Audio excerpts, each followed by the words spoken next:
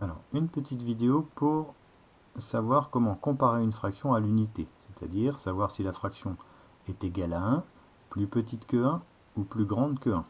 C'est très simple. Prenons un exemple, 8 tiers.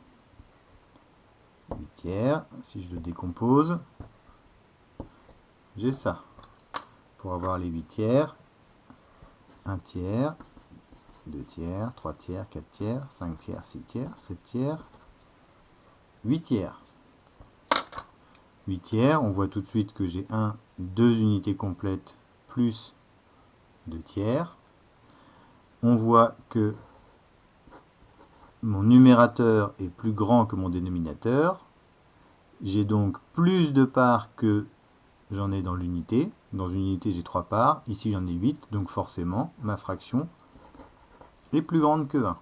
À partir du moment où le numérateur est plus grand que le dénominateur. 2 cinquièmes. Là, j'ai des cinquièmes. Je prends 2 parts sur les 5. Je n'ai pas une unité complète. Donc 2 cinquièmes est plus petit que 1.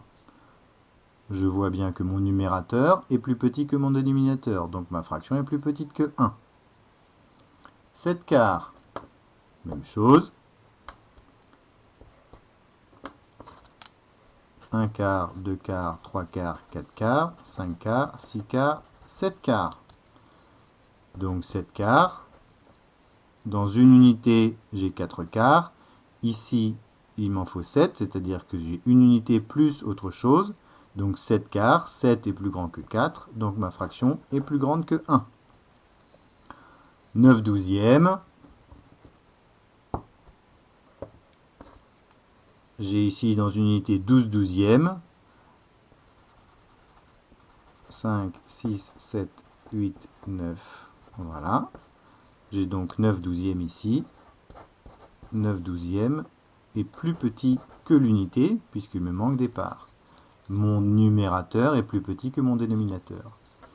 Donc pour comparer une fraction à l'unité, le plus simple, c'est de comparer le numérateur et le dénominateur. Si mon numérateur est plus petit que mon dénominateur, ma fraction est plus petite que 1. Si mon numérateur est plus grand que mon dénominateur, ma fraction est plus grande que 1.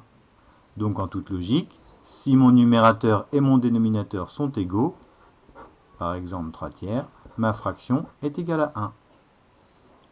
Ça marche bien évidemment avec n'importe quelle fraction. Si j'ai 20 parts dans l'unité et que je prends les 20 parts, ça veut dire que je prends l'unité entière. Si j'ai 15 parts dans l'unité et que je prends les 15 parts, j'ai l'unité entière. Donc si mon numérateur et mon dénominateur sont égaux, ma fraction est égale à 1.